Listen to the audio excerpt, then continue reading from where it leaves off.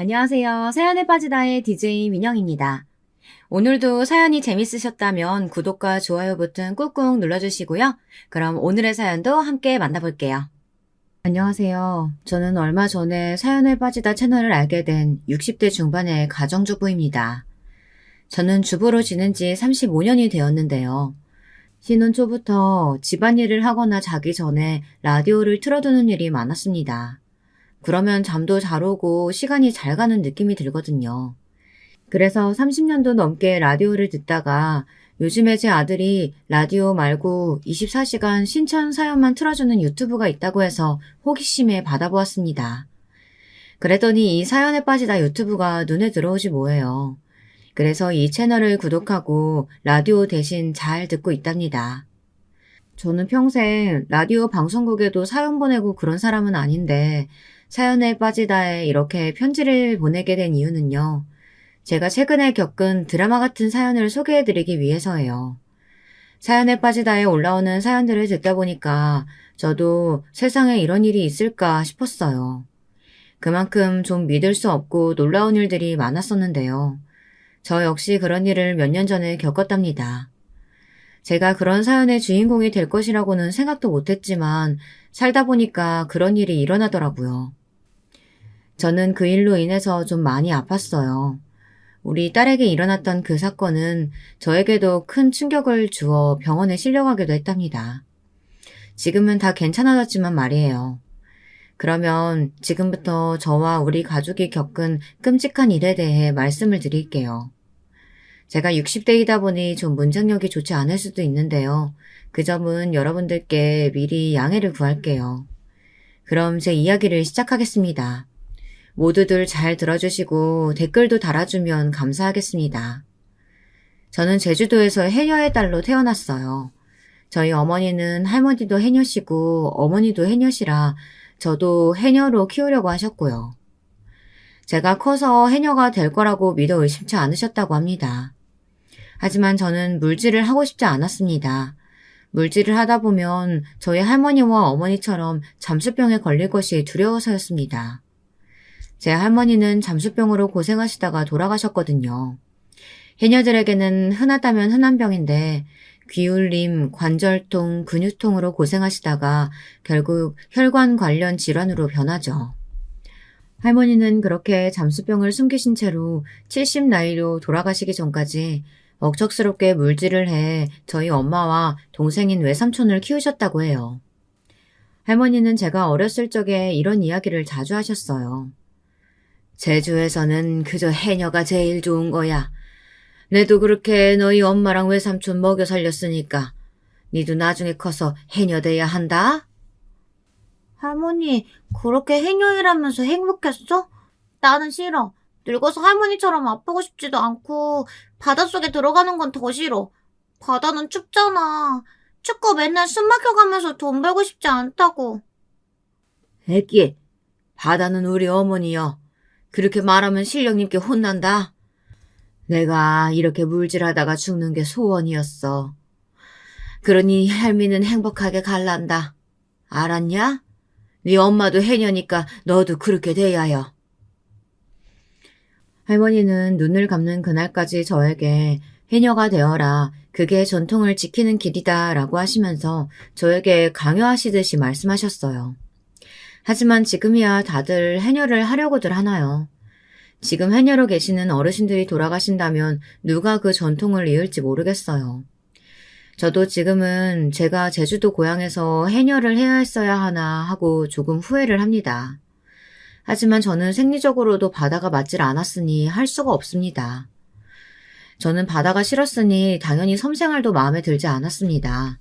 그래서 언제나 무트로 가서 돈을 벌거나 육지 사람에게 시집가는 것이 소원이 되었습니다.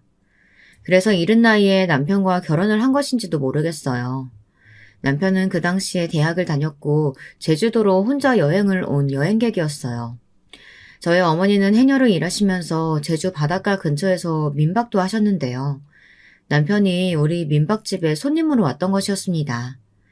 그때 남편은 저를 알게 되었고 저에게 호감을 가졌는지 그 후로도 계속 편지를 보내왔습니다. 저는 그때 한창 어머니 말씀 안 듣고 천방지축 다니던 여고생이었죠. 제 남편은 대구가 고향이고 서울에서 의과대학을 다니고 있었습니다. 남편은 젊고 잘생긴 데다가 무엇보다 제가 동경하는 육지 사람이었습니다. 뭐 그런 이유로 저는 그 사람에게 금방 반해버렸습니다. 저와 남편은 펜팔을 여러 차례 하다가 사랑하는 사이로 발전해 나갔습니다. 저는 그 사람이 제 운명의 남자라고 믿고 무작정 결혼하겠다고 엄마한테 말했어요. 그랬더니 제 친정어머니는 펄쩍 뛰셨습니다. 뭐? 결혼? 왜 굳이 육지 나가서 결혼을 한다고 그래? 그 사람은 겨우 한 번 봤을 뿐이잖아. 그런데 뭘 믿고 그 사람을 좋아한다고 하는 거야? 안 돼. 얌전히 고등학교나 졸업하고 물질이나 배워. 엄마, 나 물에 들어가는 거 싫다고 했잖아요. 난 해녀일이 안 맞아. 왜 그런 나를 인정 못해요?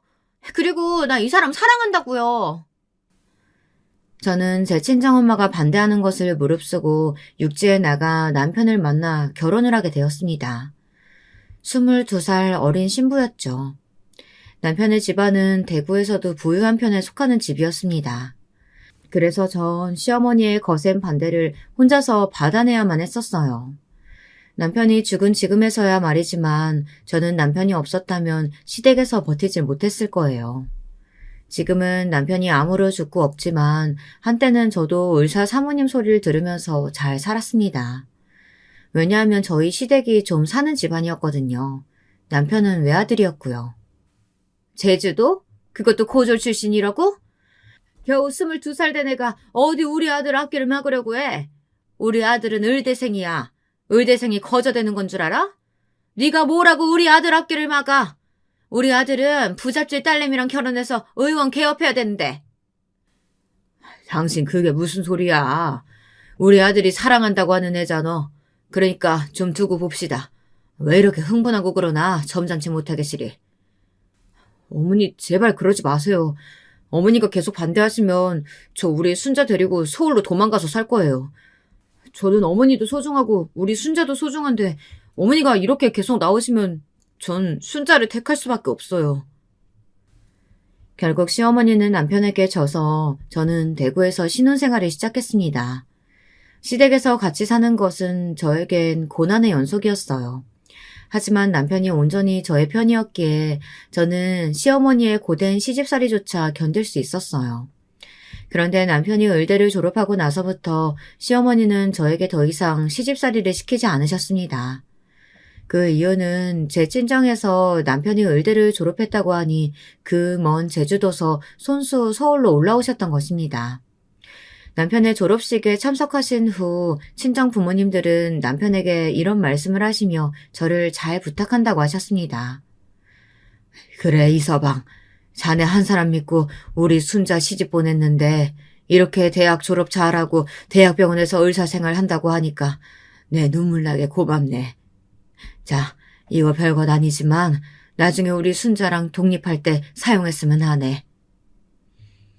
친정아버지가 남편에게 내민 것은 제 앞으로 낸 5천만 원이 든 적금 통장이었어요.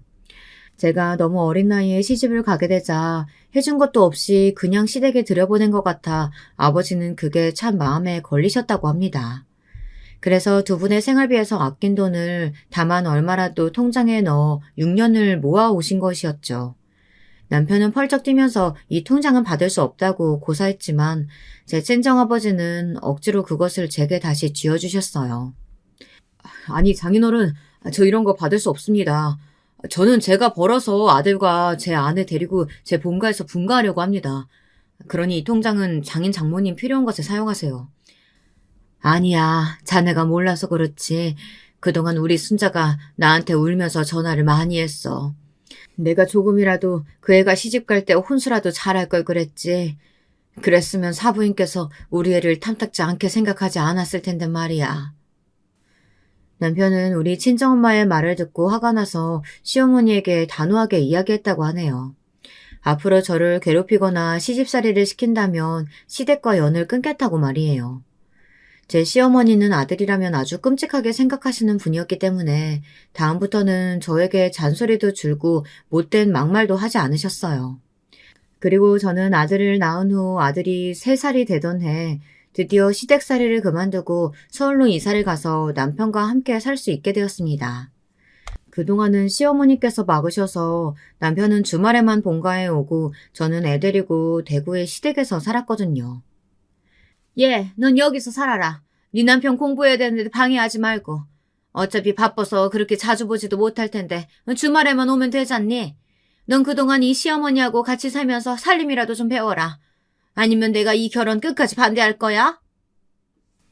제 시어머니는 저와 함께 있으면 남편의 공부를 방해한다는 생각으로 저와 남편을 생이별 시켜놓으셨어요. 그래서 저는 울며 겨자 먹기로 남편과 결혼을 하는 대신 시댁살이를 자처하게 되었던 것이었습니다. 신혼 시절을 3년이 되도록 남편과 주말 부부처럼 떨어져 살다 서울에 올라와 같이 사니 너무 행복하더군요. 그 당시 인터넷 월급이 너무 박봉이었기 때문에 저희는 시댁의 도움을 받아 집을 얻게 되었습니다. 그때 저의 부모님이 주신 5천만 원이 든 통장도 쓰여졌고요.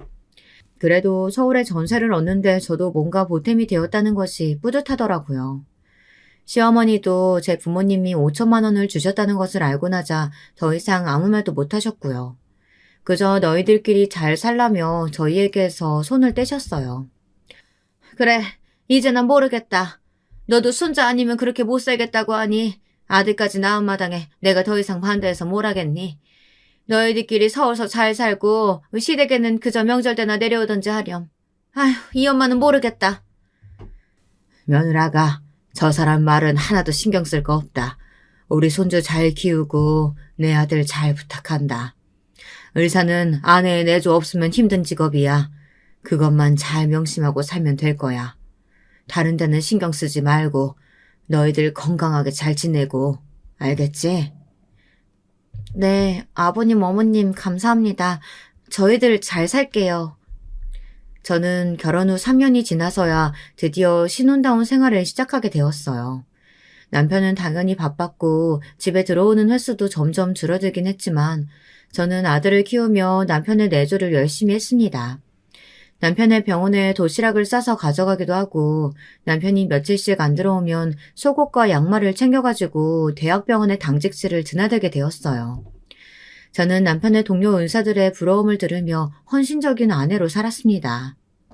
남편의 지도 교수님까지 남편에게 농담으로 이런 말을 하셨으니 당시 제가 얼마나 남편의 병원에 자주 갔는지 알 정도였죠. 닥터이, 자네 와이프한테도 내가 출입증 하나 줘야겠어. 병원 사람들 다 알잖아. 아주 젊은 아내가 남편에게 헌신적이라고 말이야. 내 병원장님께 말씀드려서 자네 와이프 대기실 하나 만들어달라고 해야겠어. 이거 참 부끄럽습니다. 제 아내가 저를 너무 사랑하는 걸 어떡합니까? 교수님이 좀 이해해 주셨으면 해요. 이 사람 고지식하긴 농담도 함부로 못하겠네. 아무튼 이제 병원에 자네 아내랑 아들 얼굴 모르는 사람은 없는 걸로 봐도 되겠어. 경비 아저씨부터 화장실 청소하시는 아주머니들한테까지 다 저렇게 인사를 하고 다니니. 그만큼 대학병원에선 의료적인 솜씨 못지않게 인맥이나 파벌 같은 것들도 엄연히 존재하고 있었어요.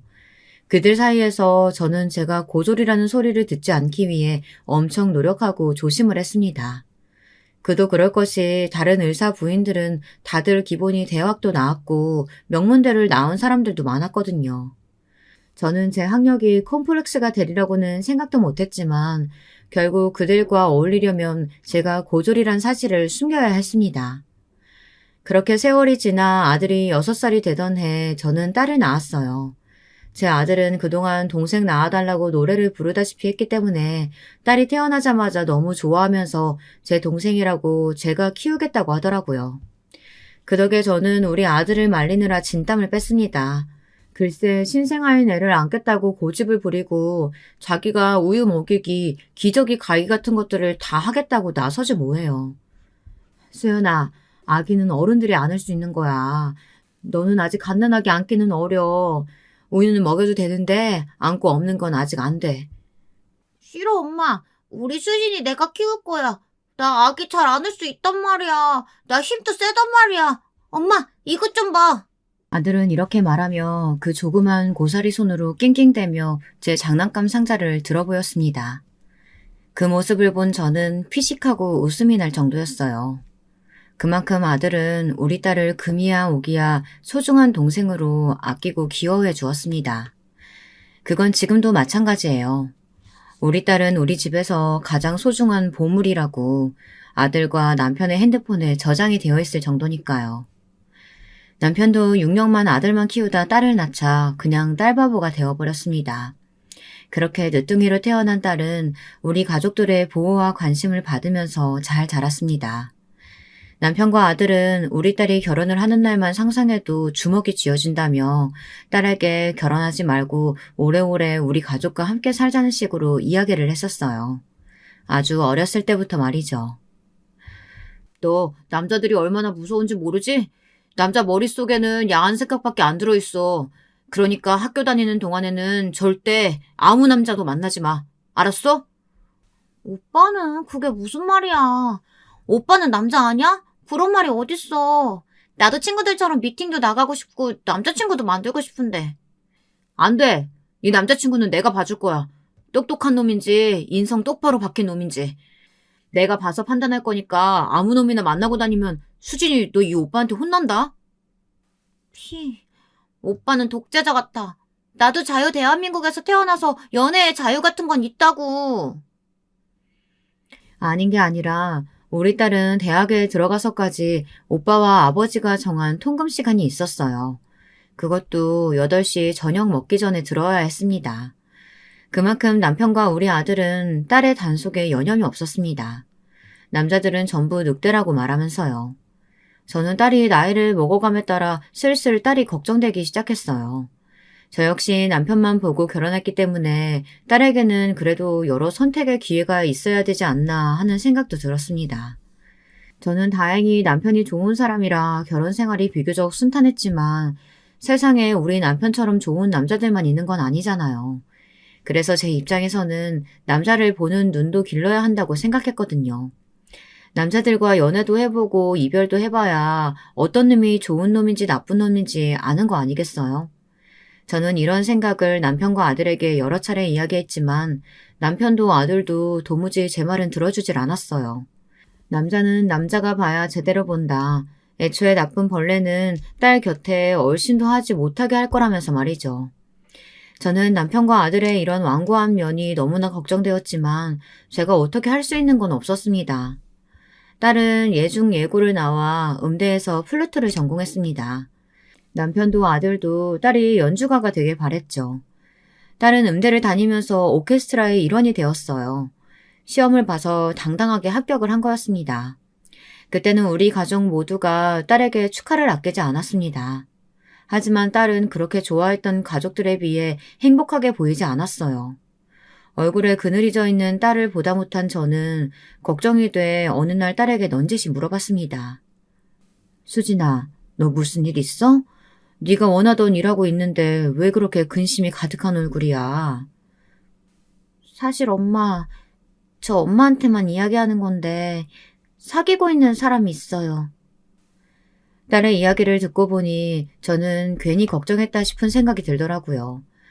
딸이 말하는 남자친구는 의대생이었고 제 아버지가 교수로 있는 대학에서 실습을 하고 있는 레지던트라고 하더라고요. 그러면 그렇죠. 우리 딸은 남자도 제대로 보고 있었던 것입니다. 저는 딸에게 걱정 말라고 말하면서 엄마가 오빠랑 아버지의 허락을 받아내겠다고 안심을 시켜주었어요. 내가 그 사람 먼저 만나보고 네 오빠랑 아버지 설득시킬게. 그럼 걱정 없지? 언제 한번 집으로 데려와. 아니면 호텔 커피숍에서 보든가 하자. 정말요? 엄마가 해결해 주실 줄 알았어요. 아, 시원하다. 진작에 엄마한테 얘기할 걸 그랬어. 엄마, 너무 고마워요. 딸은 얼굴이 환해지면서 제 목을 안고 뽀뽀를 하는 거였습니다. 저는 다크네가 왜 이러냐고 눈을 흘겼지만 딸이 기뻐하는 모습을 보니 제 마음도 적잖이 안심되는 것이었어요. 당분간 딸의 남자친구 이야기는 저와 딸 둘만의 비밀로 하기로 했죠. 그 다음 주에 딸은 저에게 살짝 귀띔을 해주더라고요. 남자친구를 강남의 호텔 커피숍에서 만나기로 했다고 말이에요. 저는 그때 딸을 따라 나서 그 예비 사위를 만났습니다. 처음 본 사위의 인상은 선하고 서글서글한 사람이었습니다. 보통 남자 레지던트라고 하면 경무에 시달리고 등이 구부정한 사람이 대다수였는데 그 애는 키도 크고 균형이 잡힌 몸을 하고 있었어요. 자잘한 근육들이 양복을 입고 있는 그 애의 몸을 더 돋보이게 해주더라고요. 왠지 의사라기보단 모델 같아 보였습니다. 제 딸은 남자친구 옆에서 제 눈치를 보며 안절부절 못하고 있었어요. 하지만 딸의 남자친구는 여유가 넘쳐 보였습니다. 목소리도 좋고 어른들에게 믿음을 줄 수 있을 정도의 예의도 바른 청년이었습니다. 저는 첫 만남에 예비 사위가 마음에 들었어요. 안녕하세요, 어머님. 전 수진이와 2년째 교제 중인 박호영이라고 합니다. 앞으로 잘 부탁드리겠습니다. 그래, 내 딸한테 자네에 대한 말은 많이 들었네. 연세대학교 병원에서 근무한다고? 네, 레지던트 2년차입니다. 수진이 아버님도 연대병원에서 교수로 계신다고 들었어요. 학교 다닐 때 한 번은 만나 뵈었었던 것 같은데 맞으시죠? 그래, 어쩌면 우리 남편도 자네 얼굴을 알지도 모르겠네. 아무튼 만나서 반갑네. 예비사위는 피부과가 전공이라고 했습니다. 저는 그것도 마음에 들었어요. 피부과 전공이면 나중에 병원을 차려도 잘 될 것이고 대학 병원 취직이야 따놓은 당상이 아니겠어요. 외과는 험하고 산부인과는 자칫하면 소송에 휘말릴 수도 있으니까요. 그렇게 한두 시간을 즐겁게 이것저것 이야기를 했습니다. 그런데 제 친구 하나가 그 호텔 라운지에 지나다가 저를 보고 아는 척을 하는 거였습니다.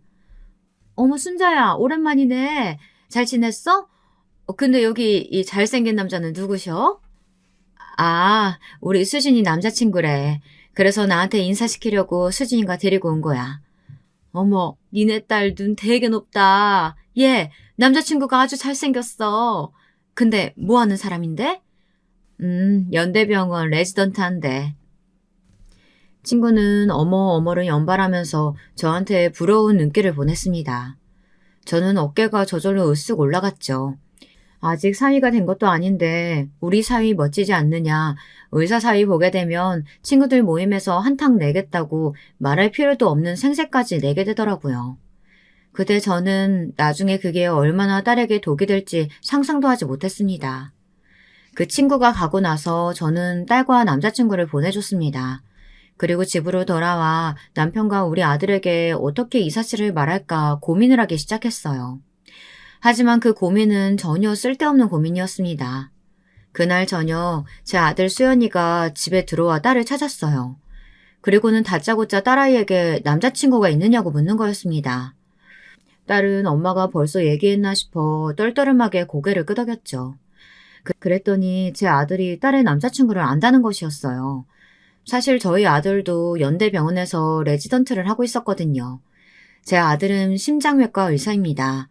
제 아버지가 그쪽 길로 가라고 이야기해서 얌전히 그 말에 따랐지만 자기는 수술이 좋다고 하는데 저로선 좀 이해가 안 가는 아들이랍니다.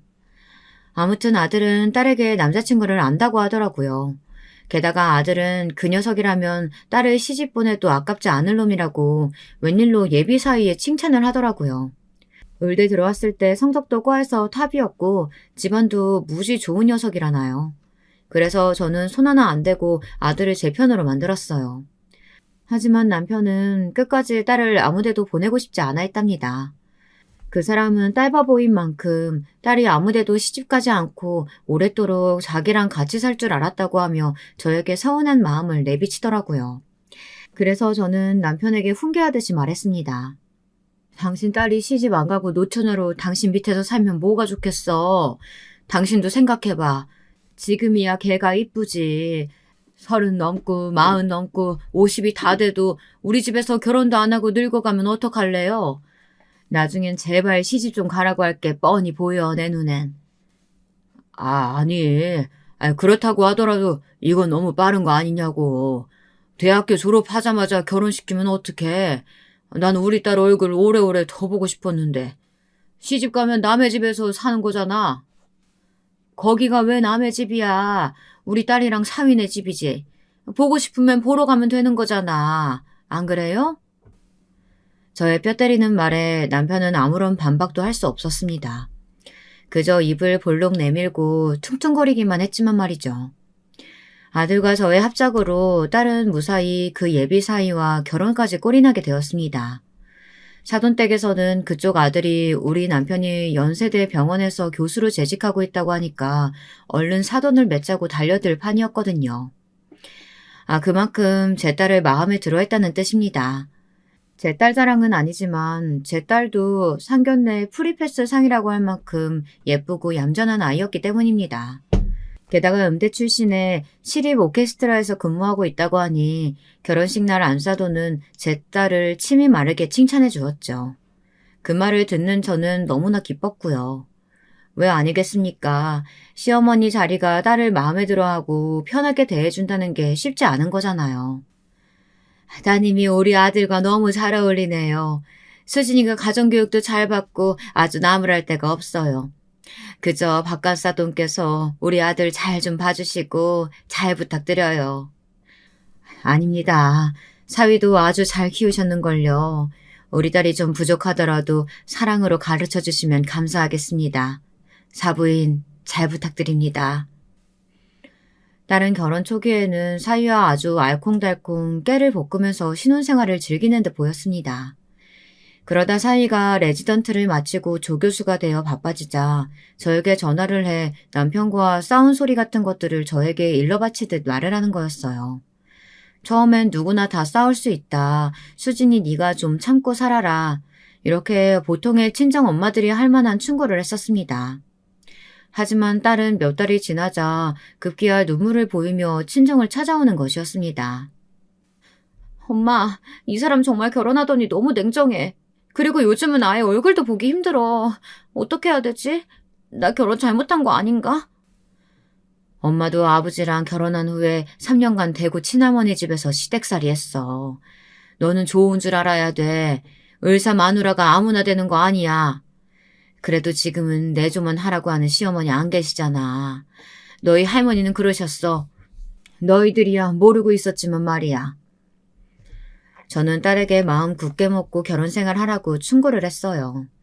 딸은 그날 저녁에는 뭔가 수긍한 얼굴로 고개를 끄덕이며 자기 집으로 돌아갔습니다. 저는 딸의 축 처진 얼굴을 보니 걱정을 감출 수가 없었어요. 저희 집에서는 매일매일 과잉 보호만 받던 딸이었으니 신혼집에 덩그러니 혼자 있으면 외롭기도 하겠죠. 딸의 마음이 이해가 가지 않는 건 아니었습니다. 그래서 저는 다음엔 딸이랑 같이 한의원에 가서 아기를 잘 들어서게 하는 한약이라도 먹여야겠다고 생각했습니다. 아기를 낳고 키우면 쓸쓸해할 시간도 없을 테니까요. 저는 싫다는 딸을 데리고 한의원과 산부인과를 다녀왔습니다. 그 결과 딸은 아기를 갖게 되었습니다. 사위는 너무너무 기뻐했어요. 그리고 우리 딸이 소녀를 낳자 딸바보가 되었죠. 그건 제 남편과 똑같은 행동이어서 저는 저절로 웃음이 나왔습니다. 게다가 딸도 자기 남편의 변한 모습에 만족했습니다. 우리 딸이 딸을 낳으니 그것 봐라. 사위가 다시 가정적이 되었잖니. 그러니까 아기 낳기 잘했지 않어? 게다가 이젠 내가 뭐 먹고 싶다고 해도 다 사다 주고 애도 그렇게 잘 봐줘요. 요즘은 출장도 자주 안 가고 집에서 애기 보느라 정신 없더라니까. 주말에도 7시 지나면 꼭꼭 들어오더라고. 엄마 덕에 내가 다시 살맛이 났어. 딸은 아이에게 온 신경을 집중하게 되며 다시 활기를 찾았습니다. 다른 집 딸이나 며느리를 보면 산후 우울증이 온다고들 하던데 제 딸에겐 그런 것도 없었습니다.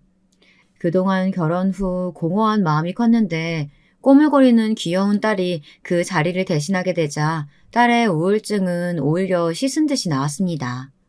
저는 그게 일석이조라고 생각했어요. 저도 딸을 닮은 예쁘고 귀여운 소녀를 보러 딸의 집에 자주 놀러갈 핑계거리도 생기게 되었고요. 그런데 그것도 우리 사위를 그렇게 오래 집안에 붙들어 놓을 수는 없었습니다. 아니, 솔직히 피부과 의사는 화상이나 사고 아니면 응급은 있기가 힘든 입장 아닌가요?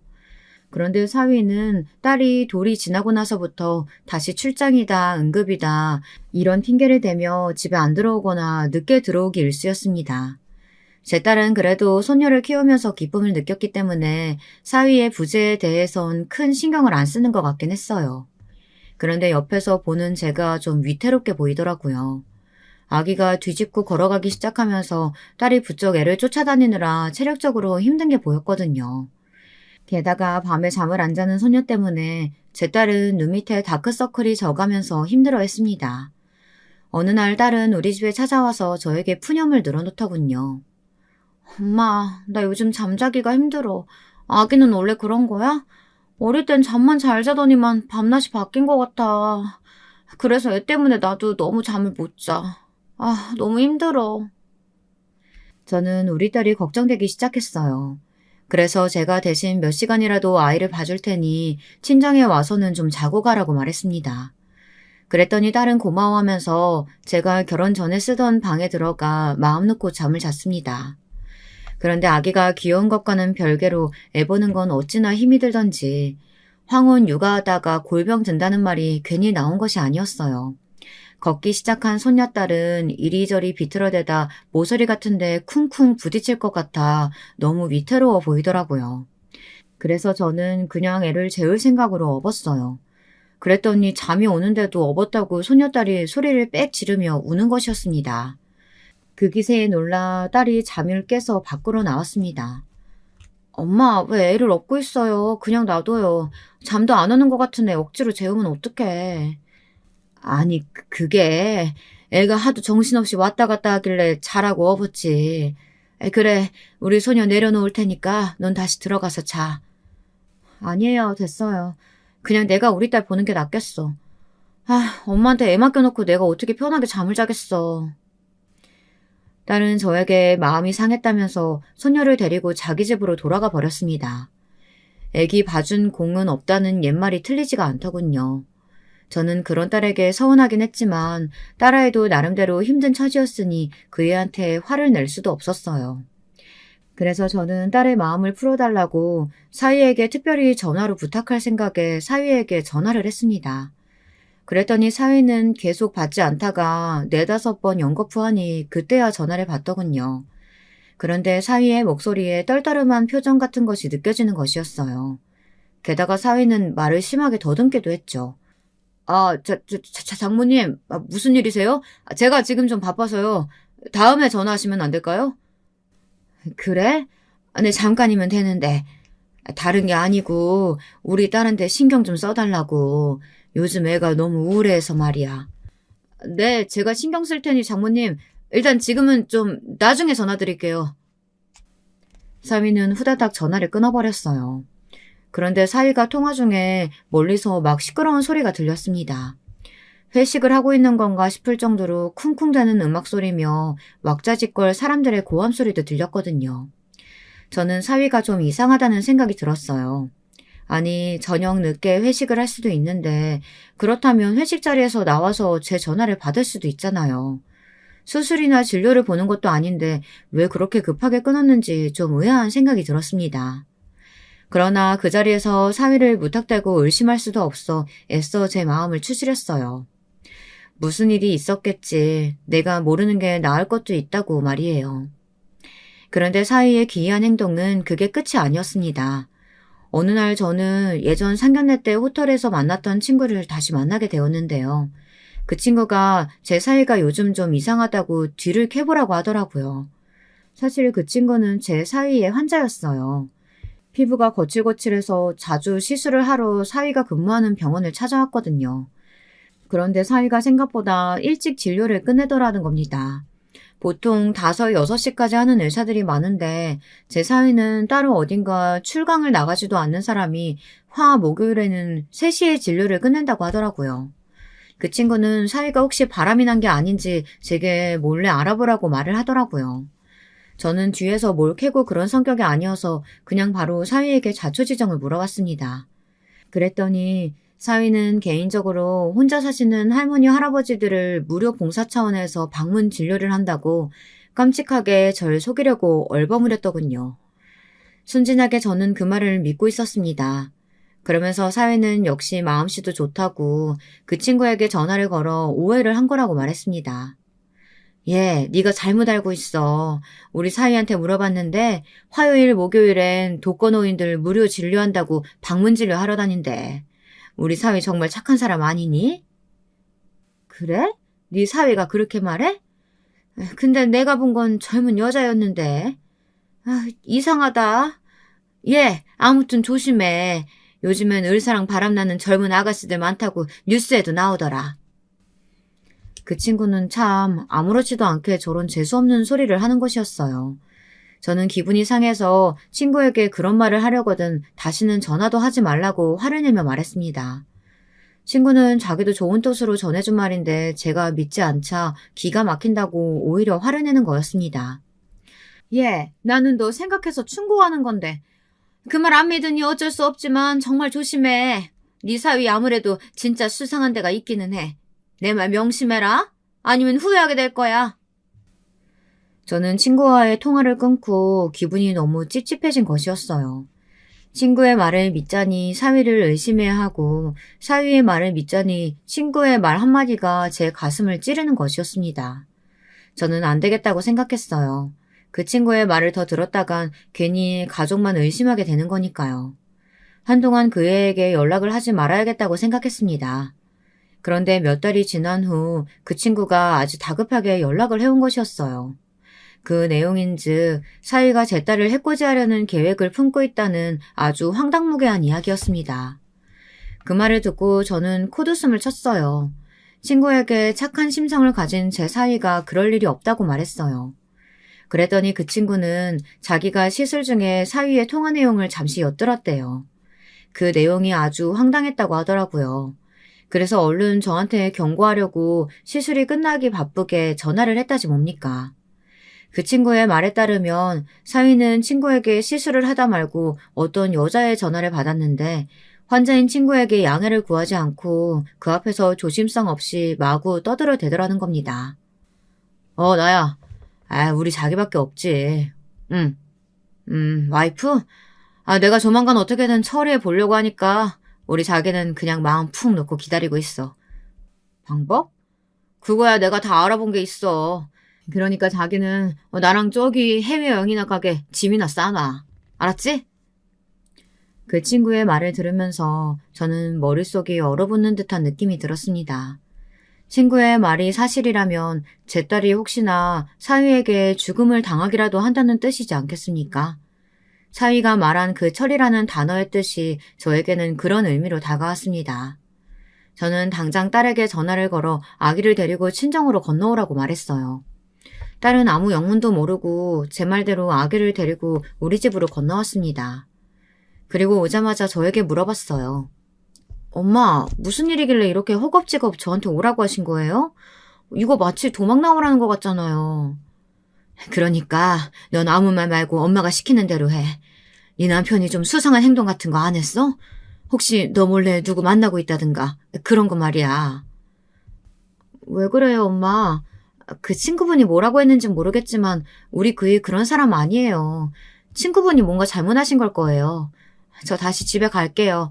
친정에 오면 우리 애 참 잘 못 자요. 그래, 그렇다 쳐도 조심해서 나쁠 건 없잖아.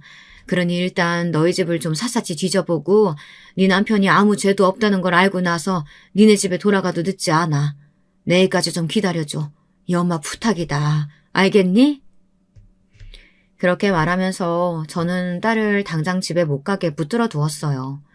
그런 후에 저는 경찰서에 가 자초지종을 설명하고 사이가 없는 틈에 딸네 집을 좀 조사해달라고 부탁했습니다. 그랬더니 정말 믿지 못할 일이 일어났어요. 글쎄 사위의 서재에 있는 비밀 금고에서 글쎄 약물이 든 주사기가 나왔다는 것입니다. 그 약물은 단 2, 3mm만 맞으면 정신을 잃고 여러 대를 맞으면 죽는다는 그런 약이었어요. 여러분, 제 사위라는 그놈의 행동이 너무 소름 돋지 않으신가요? 제가 그동안 좋은 사위라고 믿어왔던 그놈은 제 딸에게 약물을 주사해 죽이고 그 바람난 환영년에게 가려고 계획을 했었던 거였습니다. 사위는 그때 대학병원에서 진료 중이었는데 경찰들이 그놈을 잡으러 오자 처음에는 큰 소리를 땅땅 쳤다고 합니다. 적반하장도 유분수죠. 어떻게 사위란 놈의 민낯을 까발리게 되었는지 여러분 궁금하지 않으신가요? 이거 왜 이러시는 겁니까? 내가 뭘 했다고 나를 끌고 가냐고요. 당신들 싹 다 명예훼손으로 고소할 거야? 내가 누군지 알고 여기서 날 끌고 가겠다는 거야. 이거 나 얼른 놓지 못해? 박호영 씨, 당신 집에서 독극물 주사기가 든 상자가 나왔어. 설마 그것도 모른다고 말하지는 않겠지? 당신을 이수진 씨 살인 미수로 체포합니다. 당신은 변호사를 선임할 권리가 있고 불리한 진술은 하지 않을 권리가 있습니다. 사위는 혼자만 알고 있다고 믿었던 그 추잡한 계획이 들통나자 벌벌 떨며 그 자리에서 무릎을 꿇었습니다. 그리고 힘없이 경찰들에게 팔을 잡혀 연행되어 나갔습니다. 그 모습은 제 남편이 근무하던 병원에 다 소문이 나버리고 말았어요. 사위는 그 병원의 피부과 조교수였던 것이었습니다. 병원 안이 한동안 시끌시끌했어요. 나중에 저는 경찰서에서 사위를 조사했던 경찰관에게 그 말을 듣고 정신이 나가는 줄 알았습니다. 친구의 말이 맞았던 거잖아요. 갑자기 머리가 핑 돌면서 잠시 기절까지 했을 정도였으니까요. 저는 경찰서 바닥에 쓰러져서 한동안 일어나지 못했습니다. 급히 구급차로 옮겨졌고 응급실 신세를 져야만 했습니다. 물론 제 남편과 아들도 그 말을 듣고 어이가 없어 온몸을 부들부들 떨었고요. 그리고 사위의 욕을 하며 둘이 함께 분노했습니다. 뭐라고? 그놈이 감히 우리 딸을 어떻게 하려고 했다고? 게다가 그 미친놈이 바람까지 피웠다고? 내 이놈의 새끼를 그냥... 아버지는 가만 가세요. 내가 그놈의 새끼 죽이고 깜빵 갈라니까. 어디 우리 수진이 눈에 눈물 나게 하는 걸로 모자라서 죽이려고 모의까지 했다니. 사람 겉모습만 보고는 모른다더니 딱 그 상황이네. 어이가 없어서. 당연히 그 사위놈은 집안에서 빼도 박도 못하는 물증이 나왔으니 구속수사를 하게 되었습니다. 사돈의 집안에선 아들이 바람을 피우고 있는 것도 몰랐고 제 딸을 해치려고 병원에서 약물을 훔쳐낸 것도 전혀 모르고 있었더군요. 놀라서 경찰서로 달려온 사돈들은 아들을 어떻게든 감옥에서 빼내기 위해 제 가족들과 합의를 하려고 했습니다. 저희 집에 수시로 찾아와 저에게 제발 합의를 해달라고 읍소를 하더군요. 하지만 당연히 저는 그 모든 조건들을 거절했습니다. 사위가 저지른 건 중대한 범죄이고 바람이 난 아들을 합의로 꺼내달라고 하는 것 자체가 말이 안 되는 것 아니겠습니까? 살인 미수도 문제지만 더 확실한 것은 그놈이 바람을 피웠다는 것이니까요. 결과적으로 그놈은 실형을 살게 되었습니다. 그리고 대학병원에서 약물을 훔쳐낸 혐의가 인정되어 의사 자격도 박탈되었습니다. 당연하게도 제 딸 역시 그놈과 깨끗하게 이혼하기로 했고요. 딸은 나중에 하는 말이 의사 사이에게 속은 것이 분하고 제가 죽음의 위협을 받을 뻔했다는 것에 소름이 돋았다고 하더군요. 딸은 그놈이 바람을 피운다는 사실조차 전혀 모르고 있었다고 하니까요. 그러니 그놈이 얼마나 기가 막히게 숨겼는지 알 것 같더라고요. 저는 그 친구 덕에 사위의 두 얼굴을 알아볼 수 있었고 제 딸의 목숨을 구해줄 수 있었습니다. 저는 이 일이 마무리된 후 친구를 만나 마음속에서 우러나온 감사의 말을 전했습니다.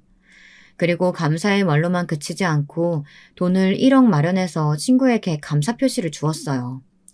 제 친구 덕분에 제 딸이 목숨을 건지고 그 못돼 처먹은 범죄자 새끼를 피할 수 있었으니 얼마나 고맙겠습니까. 순자야, 내가 도움이 되었다니 정말 기쁘다. 그런데 이 돈은 받을 수가 없어. 난 당연히 너한테 도움이 되었어야 했고 네가 아니었더라도 그런 일 알게 되었으면 당연히 경찰에 신고했을 거야. 그러니까 이 돈은 넣어도. 아니야. 네 말이 아니었으면 내 딸이 어떻게 되었을지 생각만 해도 끔찍하다 얘. 진수가 내가 너무 고마워서 주는 것이니까 제발 거절하지 말고 받아줘. 너무 고마워. 정말이야. 저는 친구에게 고마움의 표시로 수표가 든 봉투를 억지로 친구 손에 쥐어주었습니다. 그리고 달아나듯 카페를 나왔어요. 그리고 나니 정말 마음이 홀가분하더라고요. 친구에게 큰 은혜를 입었는데 그걸 돈으로라도 갚을 수 있어서 다행이다 이렇게 생각했어요. 그런데 그 친구는 정말 참된 우정을 가진 마음씨 고운 친구인 것이 또 한 번 증명이 되었습니다. 친구는 그 1억을 받을 수 없다며 도로 제 계좌로 보내준 것이었어요. 저는 펄쩍 뛰면서 친구에게 전화해 그 돈은 너를 준 것이니 도로 가져가라고 화를 내었습니다. 그랬더니 그 친구는 이렇게 말하는 것이었어요. 예, 순자야.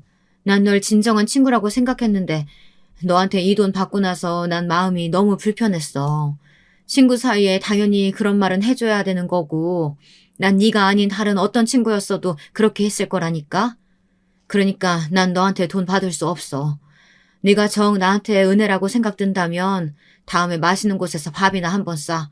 난 그걸로 충분하니까. 그리고 네 딸한테 심심한 위로를 전한다.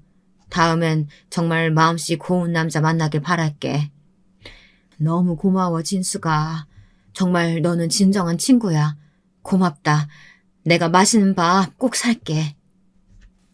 여러분, 저는 정말 친구 하나는 잘 둔 것 같습니다. 여러분들도 그렇게 생각하시지 않나요?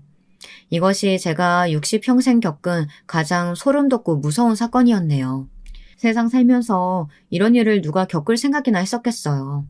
저희 딸은 저희 집으로 다시 돌아와 저와 함께 손녀아이를 키우며 살고 있습니다. 딸도 처음에는 불면증에 트라우마도 생기고 남자들에게 불신감이 많이 든다고 했었는데 이제는 그런 증상들도 사라지고 조금 평온해졌습니다. 3년이란 시간이 흐르니 그 애도 저도 충격에서 조금은 벗어났거든요. 하지만 지금도 주사는 맞지를 못한다네요. 손녀 아이를 데리고 예방접종을 갈 때도 제가 아기를 안고 대신 맞춰줍니다. 딸은 주사기 자체를 보지 못하는 그런 공포증에 걸렸습니다. 약을 먹을 정도는 아니지만 앞으로 얼마나 더 갈지. 딸은 그 일로 정신과에서 상담을 받고 있어요.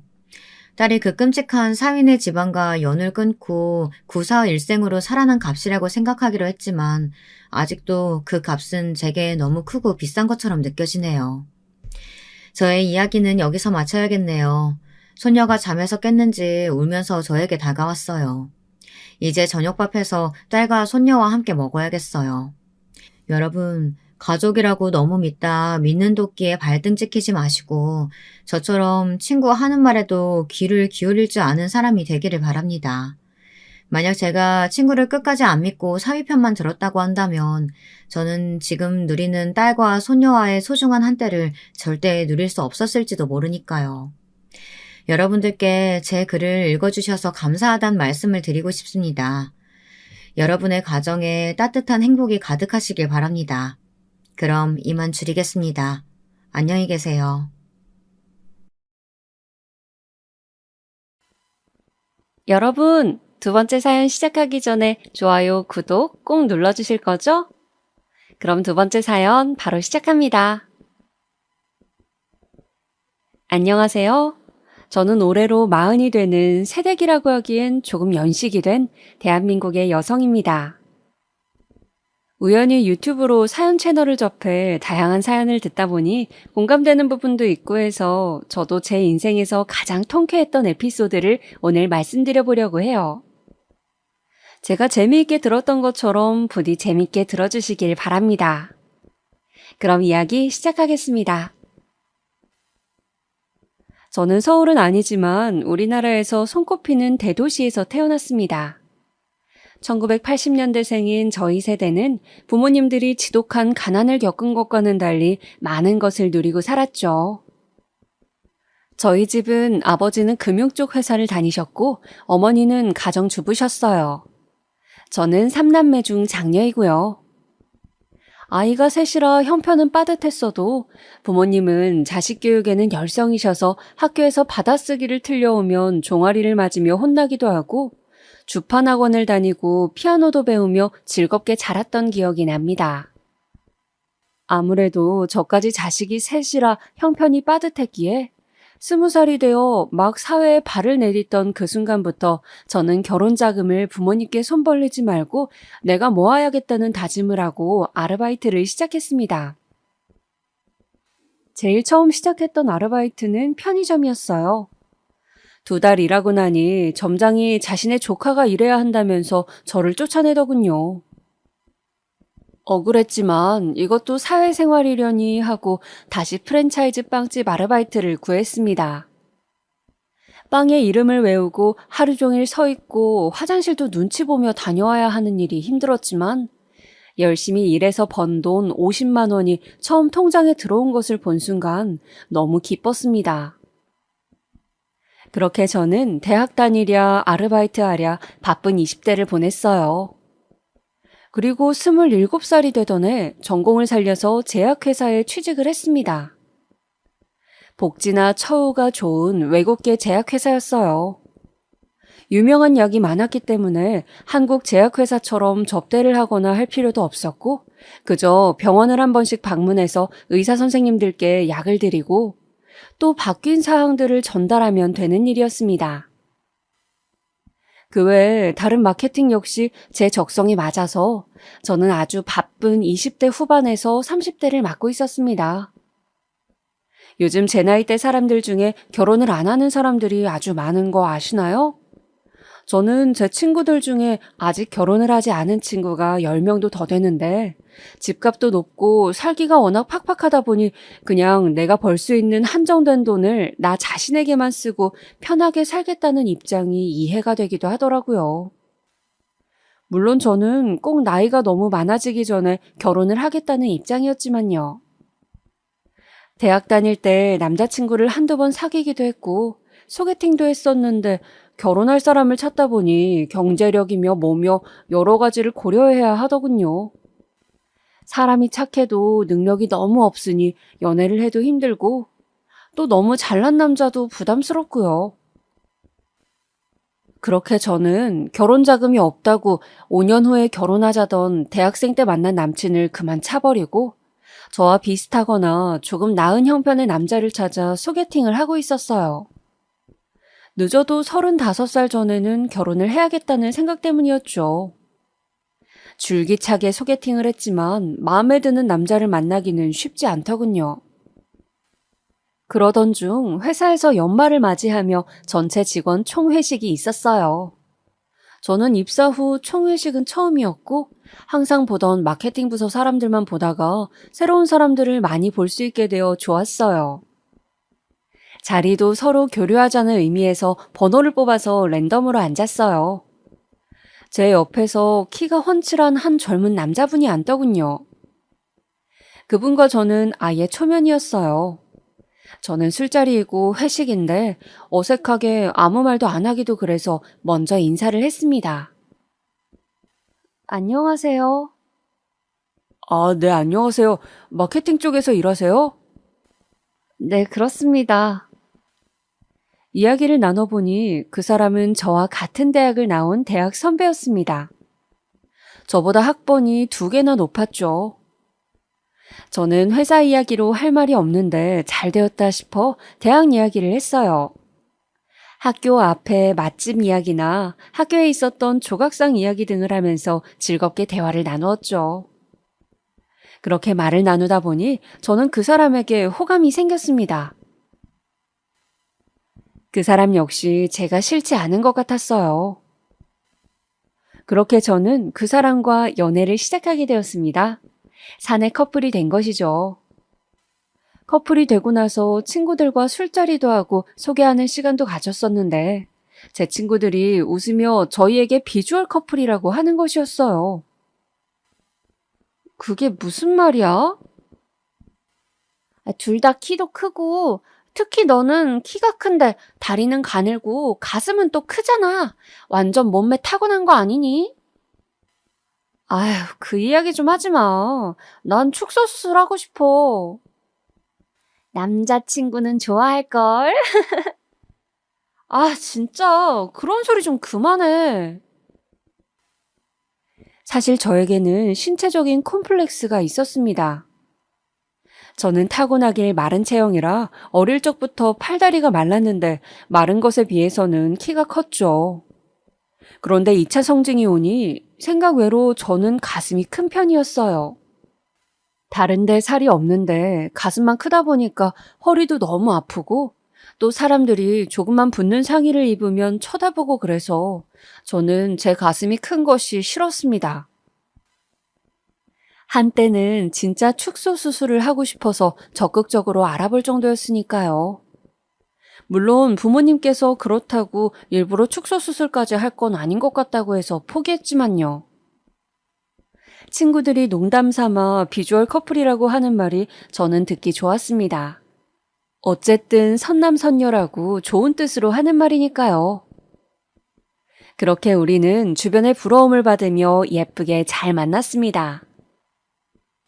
그 사람과 저는 먹는 죽이 잘 맞아서 데이트할 때 맛집을 찾아다니고 그 사람의 친구들도 개그맨처럼 재미있는 사람들이 많아 연애할 때 무척 즐거웠어요.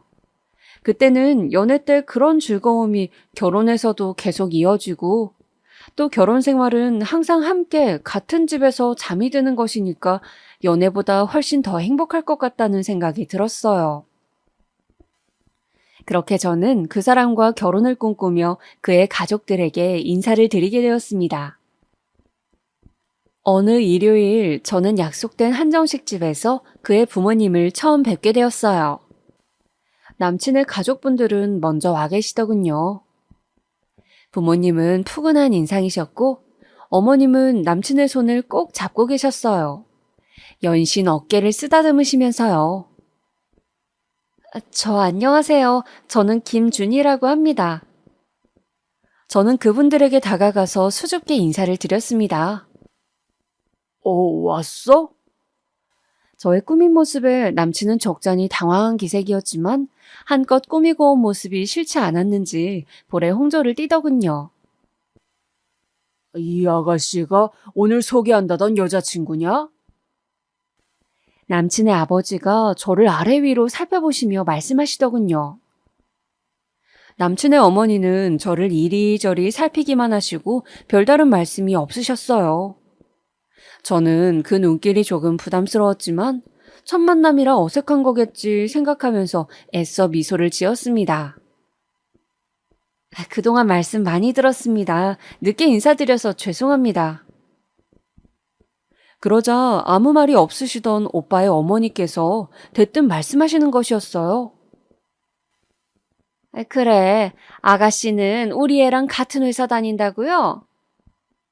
네, 마케팅 부서에 있어요. 근데 우리 아들은 결혼을 하고 싶다고 하던데 아가씨 생각도 그런가요? 대뜸 어머니는 저에게 결혼 이야기를 하시는 것이었어요. 저는 저희끼리는 그렇게 이야기가 되었다고 조만간 저희 부모님과도 식사 자리를 하려 한다고 말씀드렸습니다. 남친의 부모님은 크게 기뻐하시는 내색도 아니셨고 그렇다고 마음에 안 드는 기색도 아니셨기에 저는 두 분의 의중을 모르겠다는 생각이 들었어요. 그때 그 자리에 함께 나와 있던 남친의 누나 두 분 중 한 분이 대뜸 이상한 소리를 하시는 것이었어요. 결혼할 때 당연히 집값은 반반 보탤 생각인 거죠? 모아놓은 돈은 있어요? 네? 네. 저는 혼수를 해갈 생각이었는데 그럼 다 반반 결혼 말씀하시는 건가요? 요즘 누가 남자가 집해오고 여자가 혼수해요? 참네. 옷도 무슨 90년대 이화여대생처럼 입고 와서는. 네? 저는 누나의 말에 너무 당황스러워서 순간 할 말을 잃고 말았습니다. 아까 처음 들어올 때부터 누나 둘이 아래 위로 훑어보는 게 기분이 나빴는데 왜인지 모르겠지만 저한테 시비를 자꾸 거는 듯한 느낌이 들었어요. 결혼을 한다면 손이 신우가 될 분들인데 뭔가 저에게 공격적으로 대하시는 것 같아 기분이 좋질 않았습니다. 저는 뭐라고 할 말을 찾지 못해 그저 남친의 누나를 바라보고만 있었어요. 누나, 진짜 왜 또 그래? 자기야, 오늘은 이만 가는 게 좋겠어. 나랑 같이 가자. 내가 데려다 줄게. 갑자기 남친이 자리에서 벌떡 일어나더니 저를 끌고 가게 밖으로 나섰어요. 저는 남친의 팔을 뿌리치면서 말했습니다. 왜 이래? 나도 내 할 말은 해야 될 거 아니야. 그리고 자기 누나가 뭔가 내가 마음에 안 드시나 봐. 좋게 여쭤보고 기분 풀고 하면 되는데 이렇게 내가 가버리면 더 이상해지잖아. 우리 누나들은 내가 막내라고 나를 좀 막대하고 그러다 보니까 너한테까지 그러는 게 있어. 그냥 오늘은 집에 데려다 줄게. 집 문제나 혼수 이런 거는 그냥 우리 둘이 좋게 합의하자.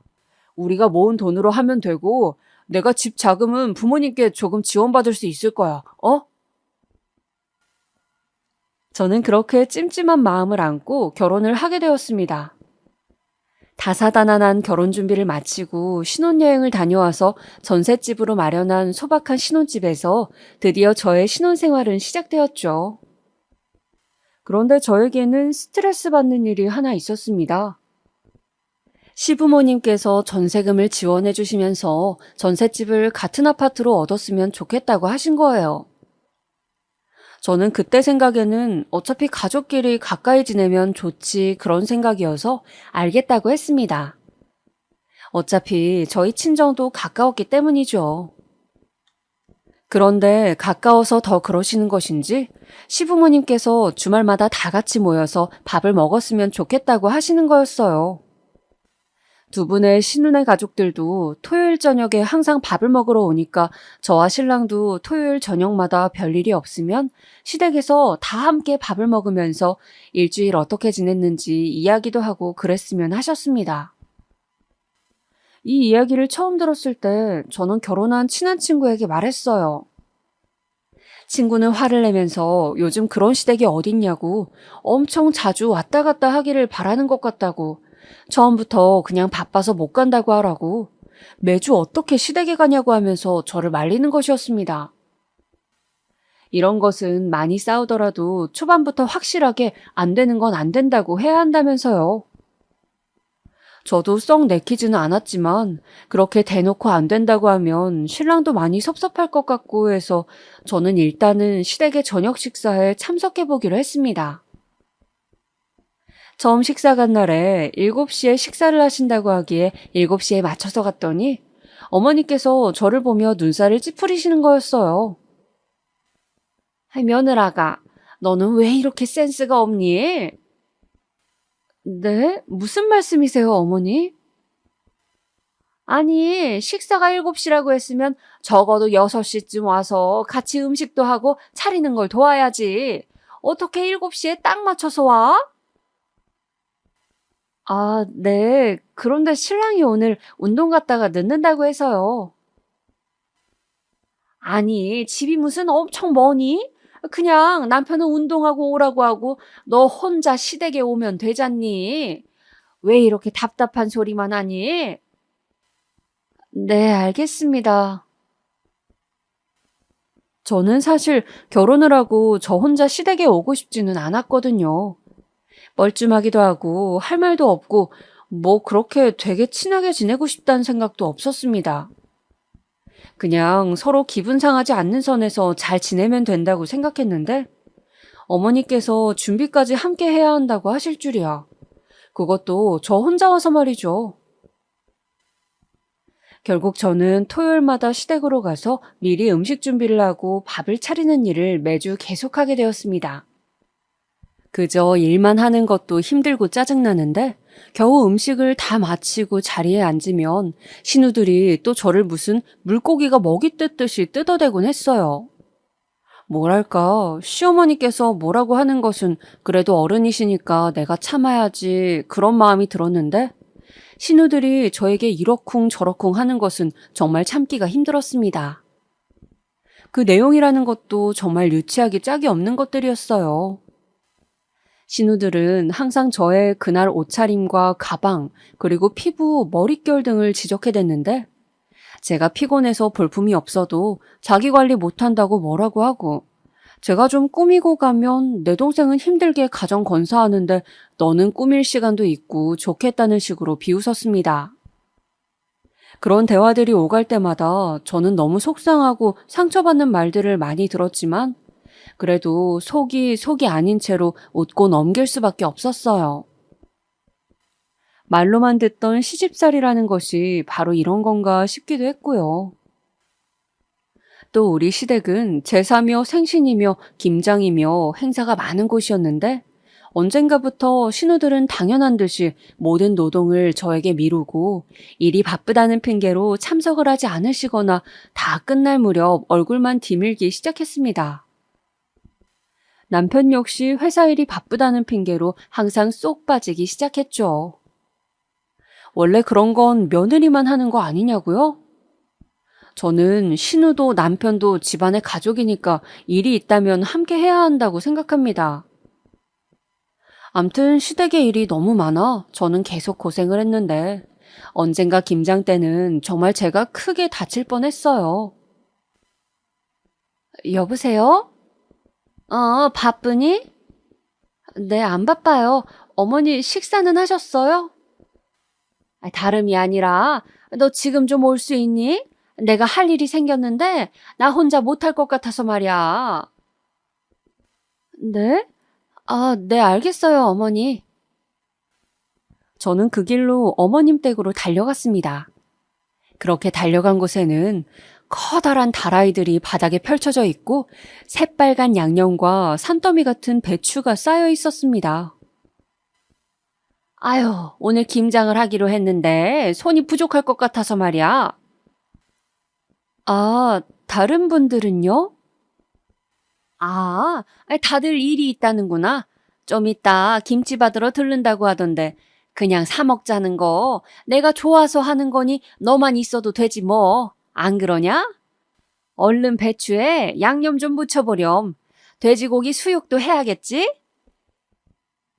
저는 그렇게 앞치마를 두르고 젓갈 냄새와 김치 양념 냄새에 쩔어 김장을 하기 시작했습니다.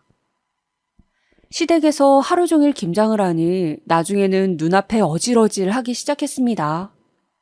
결국 저는 양념통을 들고 배추더미를 향해 가다가 양념통을 그만 엎지르고 말았어요. 철푸덕! 저의 온몸은 양념으로 엉망이 되었고 저는 너무 아파서 바로 일어나지도 못하고 잠시 누워 있었습니다. 해그머니나? 너 일 좀 똑바로 못하니? 아이고, 일을 어째, 아까운 양념을. 아이고, 얼른 일어나지 못해? 네, 어머니, 저 팔 좀 잡아주시겠어요? 정말 가지가지 하는구나. 저는 눈물이 핑 돌았습니다. 양념 범벅이 되어 온몸이 아픈 저에게 어머니는 구박을 퍼부으셨어요. 그때였습니다. 엄마, 우리 왔어. 신우들이 함께 들어오시는 거였어요. 어머, 옳게, 그게 무슨 꼴이야? 넘어진 거야? 아유, 아프겠다. 근데 꼭 모습이 무슨 김치 같아. 시뻘건 게. 두 분은 제 모습이 웃겼는지 박장대소를 하시더군요. 저는 눈물이 핑 돌았지만 그저 억지 미소를 지으며 화장실로 가서 몸을 씻어낼 수밖에 없었습니다. 그렇게 고생을 하며 서운함을 쌓아가고 있던 와중 저에게 한 가지 기쁜 소식이 생겼습니다. 바로 임신을 한 것이죠. 저는 남편과 함께 너무 기뻐하며 출산 준비를 했습니다. 저의 몸 안에 새 생명이 있다는 것이 너무 놀랍고 기뻤어요. 처음 임신 진단을 받고 저는 신랑을 데리고 산부인과로 다시 찾아갔습니다. 의사 선생님은 임신 초기라고 하시며 조심해야 할 것들을 말씀해 주셨어요. 저는 그렇게 임신부가 되었습니다. 임신 초기라 티가 나지 않을 것을 우려해 지하철에 임산부 배지도 받아서 가방에 달고 조금이라도 무리를 하지 않도록 조심 또 조심하면서 그렇게 임신 초기를 보냈죠. 시댁이나 친정 식구들에게는 3개월쯤 돼서 안정기에 접어들었을 때 알릴 생각이었습니다. 그런데 생각보다 입덧이 심한 바람에 어버이날 가진 시댁 모임에서 그만 임신 소식을 미리 알리고 말았죠. 사실 저는 냄새에 전혀 민감한 편이 아니었는데 정말 우리 몸이 신기한 것이 임신을 하고 입덧 시기가 되자 정말 지하철을 타면 옆 사람이 저녁에 뭘 먹었는지까지 느껴질 정도로 냄새가 심하게 나는 것이었어요. 심지어 물에서도 물비린내가 난다는 것을 저는 처음 느꼈습니다. 밤 역시 제대로 먹지 못해서 참크래커와 이온 음료 등을 겨우 먹어가며 그 시기를 보냈습니다. 그런데 마침 제가 입덧을 하는 시기에 어버이날이 있어 식사 자리를 가지게 되었습니다. 그 자리에서 저는 해물찜을 먹으려다가 그만 욱 하고 달려나가 개워내고 말았어요. 평소 해물찜을 잘 먹던 저였기에 저를 바라보는 어머니의 눈빛이 예사롭지 않으시더군요. 화장실에 갔다가 나온 저를 어머님은 붙잡고 안방으로 들어가셨어요. 너 혹시? 네? 너 애가 들어선 것 아니냐? 아, 네, 어머니. 실은 저 지금 입덧 중이에요.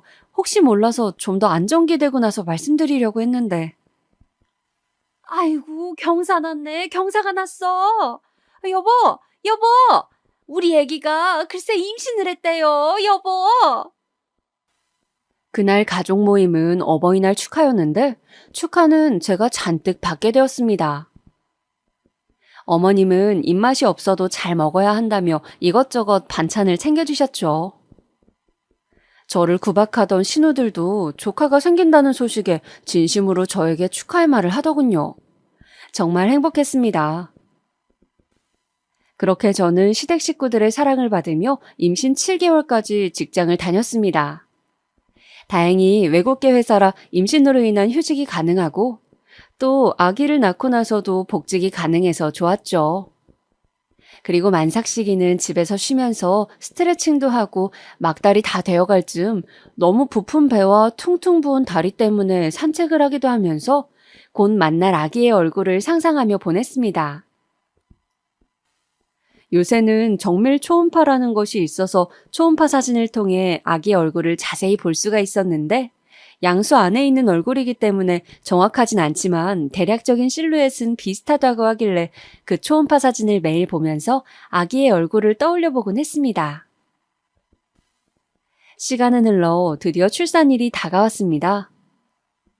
사실 임신하고 진짜 진통을 겪어보기 전에는 드라마에서 여자들이 아기 낳는 장면이 나올 때 사극에서 온몸에 땀이 범벅이 되어서 청 같은 것을 붙잡고 악을 쓰거나 혹은 비명을 계속 지르며 애를 낳는 모습을 보면서 저도 실제로는 어느 정도 아플까 상상을 했었는데 직접 겪어보니 상상 그 이상의 아픔이었습니다. 그날은 병원 정기검진 날이었고 예정일을 4일 앞둔 날이었는데 마침 병원 근처에서 백화점이 있어 저는 과일 주스 하나를 사서 마시면서 이제 집 가서 조금 쉬어야겠다고 생각했어요. 그런데 뭔가 꼬리뼈 부분이 쿡쿡 쑤시는 기분이 들기 시작하더니 처음 느껴보는 묘한 통증이 꼬리뼈 쪽부터 시작해서 골반에 불규칙하게 오기 시작했습니다. 약하기는 했지만 그 통증이 오면 저는 잠시 서서 쉬어야 할 만큼 쿡쿡 쑤시는 느낌이어서 저는 이게 가진통일지도 모르겠다는 생각으로 일단 택시를 타고 얼른 집으로 갔습니다. 지금 병원 가봤자 가진통이라고? 하루 이틀 지나고 주기가 규칙적이 되면 오라고 한다는 말을 들었기 때문입니다. 불규칙하게 한 번씩 쑤시던 그 통증은 저녁이 되자 조금 더 자주 오고 있었습니다. 제가 워낙 겁이 많아서 인터넷으로 출산 후기를 정말 많이 본지라 많은 사람들의 말 중 샤워를 꼭 하고 가라는 말이 번뜩 떠올랐어요. 진짜 진통이 오면 그 후 한참 못 씻을 수도 있기 때문에 병원 가기 전 샤워를 꼭 하고 자연분만 시 힘이 많이 드니까 밥도 꼭 먹고 가라는 말이었죠. 저는 허겁지겁 아픈 배를 잡고 샤워를 했습니다. 그리고 신랑이 사온 초밥을 몇 점 먹었어요. 힘이 필요하니 밥을 잘 먹어야 한다는데 꼬리뼈 부분이 너무 아프니까 밥이 잘 넘어가지 않았습니다. 신랑은 자고 있었는데 저는 혹시 새벽에 병원에 가야 할지 모르니까 일단 신랑이 푹 쉬는 게 낫다 싶었어요. 짐볼을 타면 통증이 좀 완화된다고 해서 집에서 짐볼도 타고 또 짐 욕조에 뜨거운 물을 틀어놓고 반신욕도 했어요. 그런데 새벽 2시쯤 되자 통증은 걷잡을 수 없이 커져갔습니다. 마치 누가 제 골반뼈를 잡고 으스러뜨리는 느낌이었죠. 더 이상 참을 수 없을 것 같은 고통에 저는 이게 진통이구나 싶어 얼른 신랑을 깨웠어요. 자기야 일어나봐. 나 이제 너무 아파서 병원 가야 될 것 같아. 알았어. 지금 가자. 얼른. 신랑은 선잠을 잤는지 자다가 벌떡 일어나더니 저를 부축해서 차를 엘리베이터를 타고 주차장으로 갔습니다. 가는 동안에도 몇 번이나 걷다가 멈췄는지 모르겠어요. 한 3걸음 걷고 아파서 쉬고 또 3걸음 걷고 아파서 쉬는 것의 반복이었습니다. 골반뼈가 마구 제멋대로 움직이는 기분이 들면서 조수석에 앉았는데 제대로 앉아있기도 힘들어서 엉덩이를 반쯤 들고 조금 울면서 신랑한테 빨리 좀 가달라고 애원했던 것 같아요. 진짜 누군가 덤프트럭이 내 골반을 지나가는 느낌이라고 하더니 정말 시간이 지날수록 골반이 찢어지는 것처럼 아프더군요. 그렇게 겨우겨우 병원으로 도착해서 분만실로 향했습니다. 그때가 새벽 3시는 넘은 것 같았어요. 그런데 신랑이 그 밤중에 시어머니께 전화를 하는 거예요. 엄마 말대로 밤에 진통이 와서 결국 병원에 왔어. 이제 나을 것 같아요. 알았어. 엄마가 말씀하신 대로 내가 꼭 전달할게요. 무슨 이야기인지 남편은 비장한 표정을 지으면서 어머니하고 이야기를 했습니다. 저는 가쁜 숨을 내쉬면서 간호사가 놓아준 진통제를 링겔로 맞으며 정신을 부여잡으려고 애쓰고 있었어요. 손으로 촉진해본 결과 아직 3cm 열린 상태라고 했습니다. 조사는 원래 자궁문이 열리기까지 시간이 오래 걸린다고 아직 한참을 더 아파야 한다고요. 그런데 그런 저에게 남편이 하는 말이 가관이었습니다. 자기야, 엄마가 자기 아기 낳을 때 다 돼서 몇 번이나 말씀을 하셨는데 무조건 자연분만으로 낳아야 한대. 아휴, 그게 무슨 소리야. 그게 애 낳다가 안 되면 수술하는 거지 무슨. 엄마가 중요한 일이라고 하니까 우리 자연분만 하자. 자긴 잘할 수 있어. 내가 잘 챙겨주고 옆에서 응원할게. 남편은 황당해하는 저의 손을 꼭 붙잡고 응원한다며 어이없는 멘트를 남발하더군요. 남편의 얼굴은 마치 저를 잘 챙기던 사람과 다른 사람처럼 지금 제가 온몸이 아파서 정신이 없는 것은 안중에도 없고 그저 태어날 아기에만 관심이 있는 것 같은 얼굴이었습니다. 남편은 미소를 띠며 곧 태어날 아기를 기다리는 듯 했어요. 저는 너무 아픈 나머지 뭐라고 따지기도 싫어서 어차피 자연분만 하려고 했으니 알겠다고 했습니다. 그런데 시간이 지날수록 진통은 심해져 왔어요. 저는 무통주사를 맞고 한동안은 아픔에서 벗어날 수 있었지만 새벽 6시쯤인가 서서히 무통주사의 효과가 사라질 쯤부터는 지옥을 맛보고 있었습니다. 온몸이 다 뒤틀리는 느낌이었고 호흡도 흐트러지고 호흡에 맞춰 힘을 주라고 하는데 저는 진진통이 불규칙한 거였어요.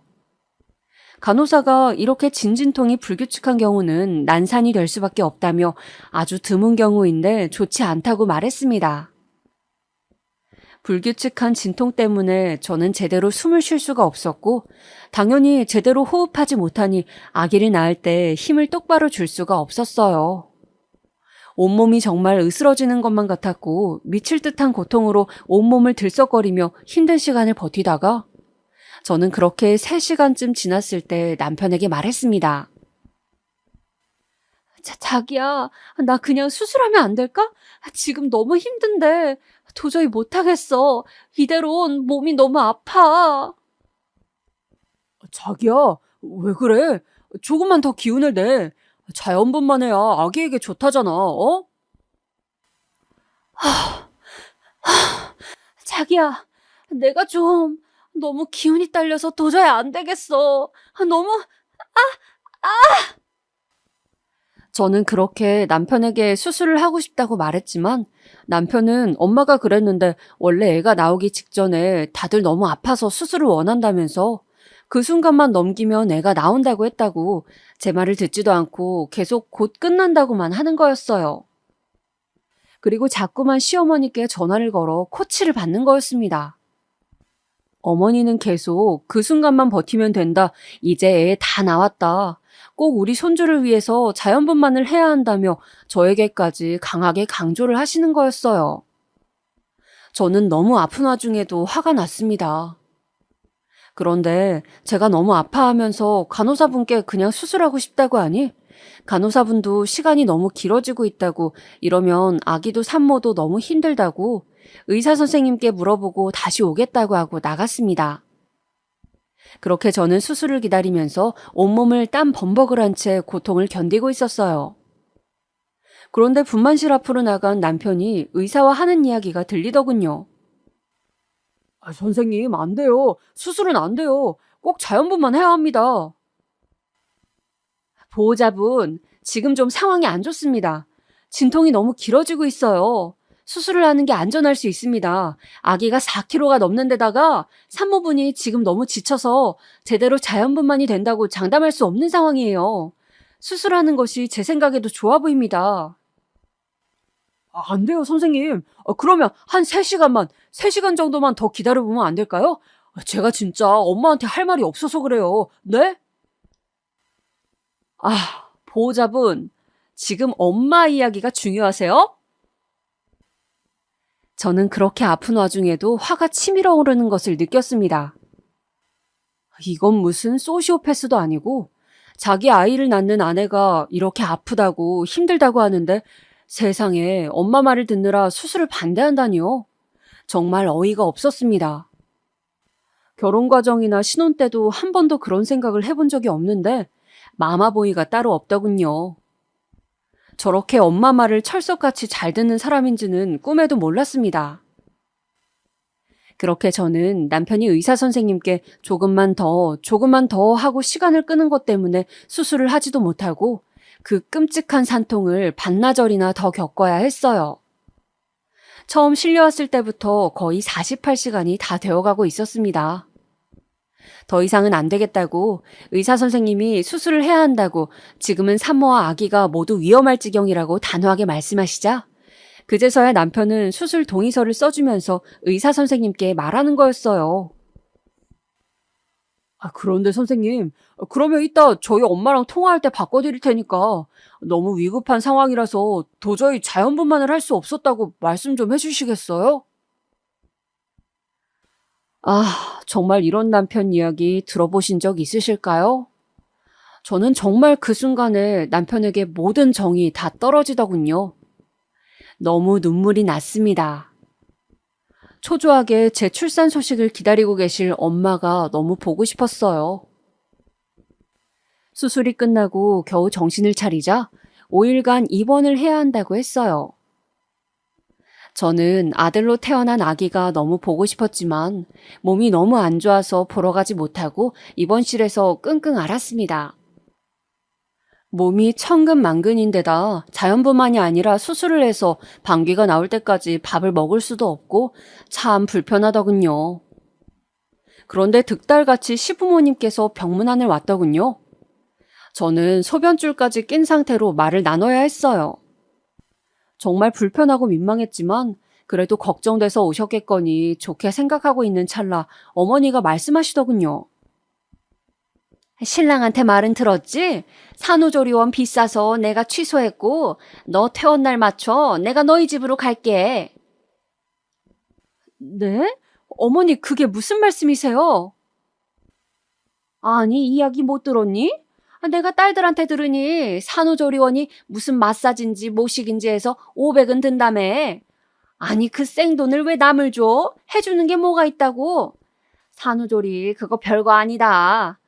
그냥 내가 2주 정도 너희 집에 있으면서 돌봐줄게. 미역국 먹고 그냥 누워서 푹 쉬고 아기 젖줄 때면 일어나도 돼. 마사지 이런 거 별 필요 없다니까.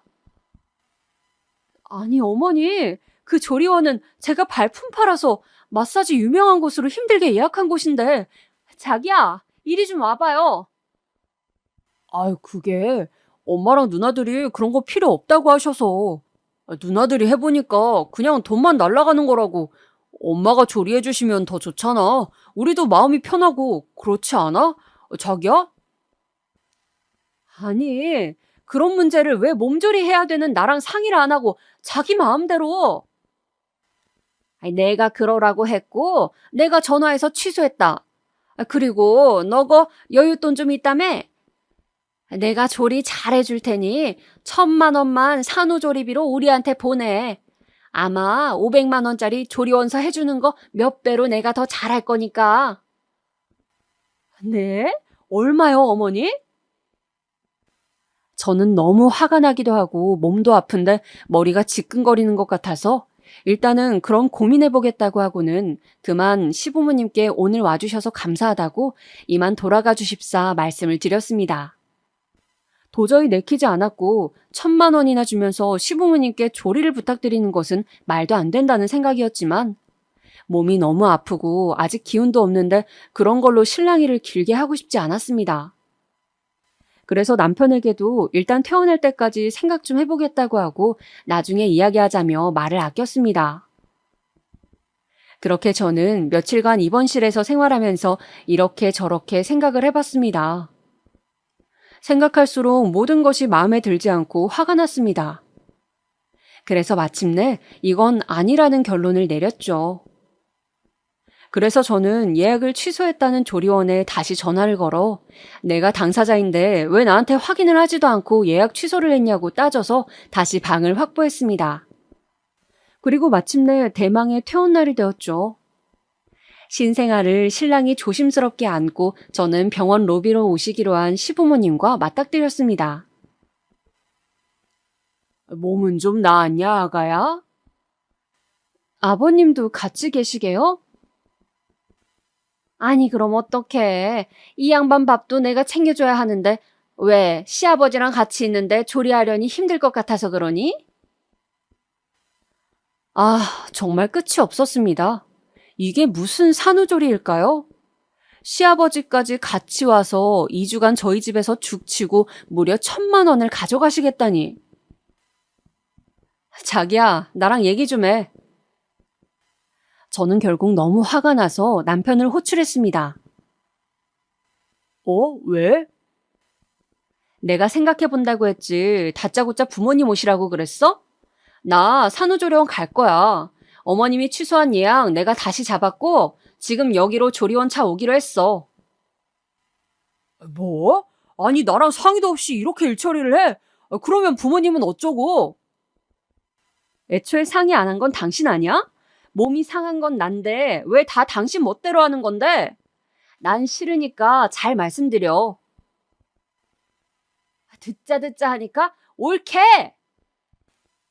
그렇게 남편과 말을 나누고 있는데 갑자기 어디선가 고함 소리가 들려왔습니다. 바로 남편의 큰 누나였습니다. 옳게! 나랑 이야기하자. 내가 조리원 돈 아깝다고 필요 없다고 했어. 엄마가 도와주고 싶다고 하셔서 그게 좋겠다고 했고 올케는 솔직히 애 처음 낳아보잖아. 나중에 생각하면 그 조리원비가 얼마나 아까운지 알아? 올케 된장녀야? 그 돈 다 내 동생이 힘들게 번 돈 아니냐고. 뭐라고요? 방금 뭐라고 하셨어요? 아니 자기야, 그러니까 그냥 우리 집서 하자는 대로. 저는 너무 화가 나서 그 길로 아기를 안고 마침 데리러 온 조리원 차에 몸을 싣고 가버렸습니다. 정말이지 정이 뚝뚝 떨어지더군요. 그렇게 산후조리를 하고 빌며 우는 신랑에게 이혼 이야기를 했다가 그래도 갓난쟁이를 나 혼자 어떻게 키우나 싶어 이혼하려다가 겨우 마음을 돌려 남편을 다시 받아주었습니다. 그리고 한동안은 몸도 너무 힘들고 출산 당시에 시댁 식구들이 저에게 했던 행동이 잊혀지지가 않아 되도록 얼굴을 안 보고 살았습니다. 그러나 아기가 4살, 5살 나이를 먹어가면서 명절에 한 번씩 가면 또 챙겨주시고 아기를 너무 예뻐해 주시는 모습을 보며 저도 너무 마음을 옹졸하게 먹지 말자 싶어서 잘 지내려고 노력하게 되었습니다. 지금 생각해보면 제가 너무 순진하게 또 생각한 것이었죠. 신우들은 최대한 보고 싶지가 않아 시어른들이 계실 때만 시댁을 찾아가곤 했는데 시어머니께서 다가오는 명절에는 신우들이 있을 때 오랜만에 다 같이 얼굴을 봤음 한다고 대놓고 저에게 말씀하시는 것이었어요. 전에 껄끄러운 일이 있었던 건 알지만 그래도 계속 안 볼 수는 없지 않겠냐고 말이죠. 그래서 저는 어쩔 수 없이 알겠다고 말씀을 드렸습니다. 그렇게 오랜만에 가지게 된 가족 모임 전날 저는 유치원에 다니는 아이를 데리고 친정에 갔다가 밤늦게 집으로 돌아오게 되었어요. 그런데 아파트로 가기 전 삼거리 골목 앞 편의점에서 편의점 앞 의자에 앉아 어떤 남자와 스킨십을 하고 있는 큰 신우의 모습을 발견했습니다. 저는 너무 놀라서 아이를 데리고 얼른 그 자리를 떠났어요. 아이는 아이스크림을 먹느라고 흙이 큰 신우가 있는 쪽을 본 듯도 하고 못 본 듯도 했습니다. 저는 아이가 아무 말을 하지 않았기에 못 봤겠지 생각하면서 그 자리를 떠났어요. 아무리 생각해도 끌어안고 있던 그 남자가 신우의 남편인 고모부 같지는 않았습니다. 왜냐하면 큰 신우의 남편은 요즘 탈모가 와서 항상 야구 모자를 쓰고 다녔는데 그 남자는 모자를 쓰고 있지도 않았고 신우의 남편보다 덩치가 더 커 보이는 젊은 남자였거든요. 전 놀란 가슴을 진정시키며 애써 잘못 본 거겠지 하며 모른 척하려고 했어요. 내가 본 것이 아이의 큰 고모의 모습이 맞다 하더라도 괜히 시끄럽기만 할 것 같았거든요. 그렇게 저는 그 모습을 잊으려고 애를 쓰면서 다음날 오랜만에 신우의 가족들과 시어른들과 다 함께하는 식사 자리를 가지러 시댁으로 갔습니다. 어머님은 다 같이 만나는 것에 들뜨셨는지 저한테 이것저것 음식 만들기를 시키고 부엌을 동분서주 하셨어요. 그렇게 음식을 돕는 와중에 제가 실수로 그만 갈비찜 양념을 제 티셔츠에 쏟아버려 어쩔 수 없이 어머님의 티셔츠를 빌려 입었습니다. 그런데 그 티셔츠가 어머님께서 많이 마른 체형이시다 보니 너무 저한테 딱 붙었고 가슴 부분이 너무 도드라지게 보였어요. 저는 평소 큰 가슴이 콤플렉스다 보니까 가슴이 조금이라도 작아 보이거나 부각되지 않는 상의를 입는 편인데 어머님의 옷을 입으니 너무 딱 붙는 바람에 더 강조되어 보였죠. 난감했지만 옷을 갈아입으러 집에 다녀오겠다고 하기도 뭐해서 계속 앞치마를 입고 있었습니다. 음식이 다 차려지고 신우의 가족들이 도착했어요. 이리 와서 다 같이 먹자꾸나. 오랜만에 다 같이 모이니 얼마나 좋아. 어머니는 무척 흡족해 하셨습니다. 큰 신우와 작은 신우는 오랜만에 보는 저에게 싸가지 없이 손을 흔들더군요. 저 역시 별로 말을 섞고 싶은 기분이 아니어서 그냥 고개만 까딱하고 말았습니다. 그런데 그때 큰 신우가 아니나 다를까 또 시비를 거는 것이었어요. 근데 누가 보면 음식은 혼자 다 한 줄 알겠다. 음식하는 거 도왔다고 생색내려고 앞치마는 하고 있는 거야? 그러게 언니. 예전부터 집안일 좀 도우면 생색은 엄청 냈지 올케가. 작은 신우도 이때다 싶었는지 또 비아냥거리기 시작했어요. 저는 너무 짜증이 나서 옷이 딱 붙는 것을 알면서도 그냥 앞치마를 벗었습니다. 제가 앞치마를 벗은 그 순간 제 맞은편에 있던 큰 신우와 작은 신우의 남편들이 갑자기 얼굴이 시뻘개졌습니다. 그들의 눈은 본능적으로 제 큰 가슴을 향해 있었죠. 심지어 큰 신우의 남편은 너무 놀라 마시던 물을 쏟아버렸습니다. 큰 신우의 딸이 짜증을 냈어요. 아빠, 물 다 쏟았잖아. 미안. 아빠가 갑자기 좀 정신이 없었네. 아이고. 얼굴이 시뻘개진 채로 제 가슴을 훔쳐보며 물을 닦는 자신의 남편을 본 큰 신우는 화가 난 듯 저를 보며 말하더군요. 못 본 사이에 가슴 수술이라도 한 거야? 이렇게 가슴이 큰 줄 몰랐네. 몸매 자랑하려고 그렇게 딱 붙는 옷 입고 온 거야? 그러게 말이야. 근데 너무 크게 한 거 아니야, 올케? 요새 누가 멍청해 보이게 그렇게 크게 해. 저는 무식해 보인다는 말에 그동안 신우들에게 쌓였던 감정이 폭발하는 것을 느꼈습니다. 저 가슴 수술한 거 아니에요. 그리고 무식하다는 그 말은 사과해 주시겠어요? 뭐라고? 남자들한테 꼬리 치려고 수술한 거 맞잖아. 유부녀가 이래도 돼? 사과를 내가 왜 해? 누나, 말이 좀 심하잖아. 이 사람 진짜 가슴 수술한 거 아니야. 당신도 참아, 어?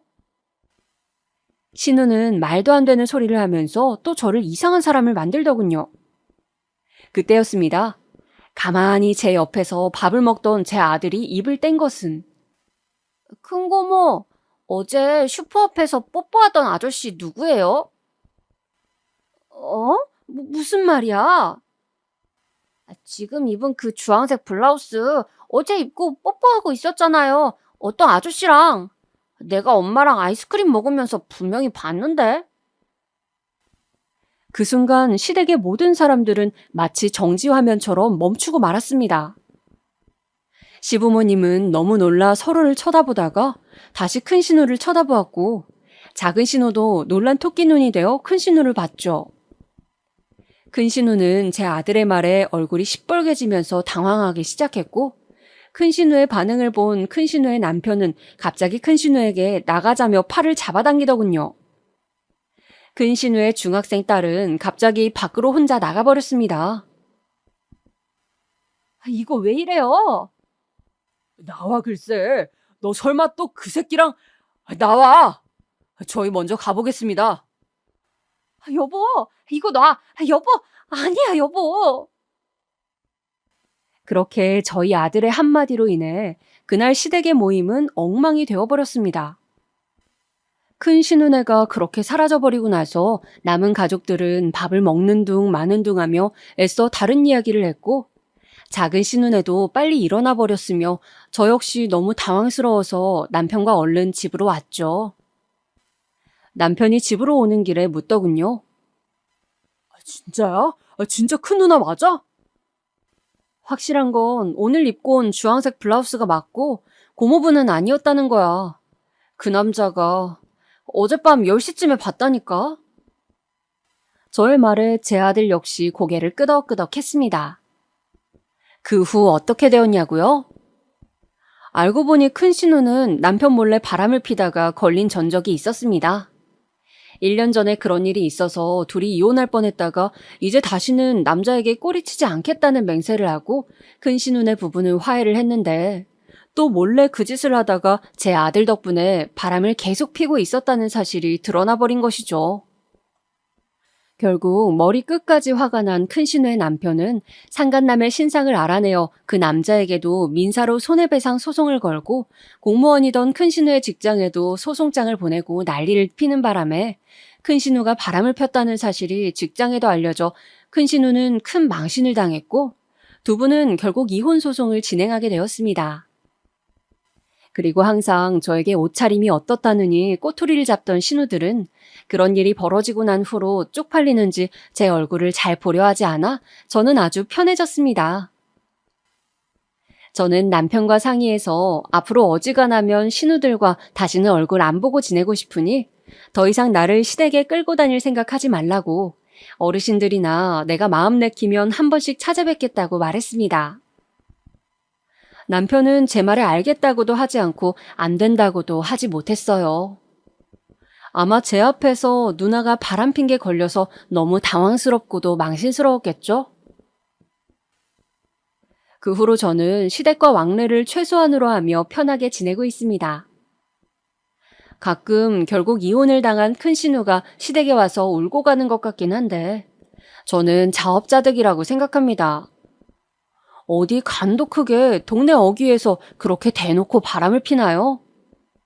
정말 여자의 적은 여자라고 정말 신우들에게 꼬투리 잡히고 그들이 저를 씹어댔던 걸 생각하면 아직도 치가 떨리지만 남편과 제 아들이 있기에 저는 애써 오늘도 힘을 내고 이 가정을 지키려고 합니다. 여자들끼리 시샘과 질투로 인해 왕따를 당하거나 혹은 뒷담화를 당해보신 경험이 이 사연을 듣는 여러분들도 있으시겠죠? 저는 다른 사람을 깎아내리고 평가하면서 자신이 더 낫다며 위로하는 사람들이 너무 한심한 것 같습니다. 그냥 조금 통통하든 돈이 없든 어떻든 있는 그대로의 나 자신에게 관심을 가지고 더 나은 내일을 위해 자기 개발하고 노력하는 것이 더 좋지 않을까요? 제 사연은 여기까지입니다. 들어주셔서 감사합니다. 행복한 하루 보내세요.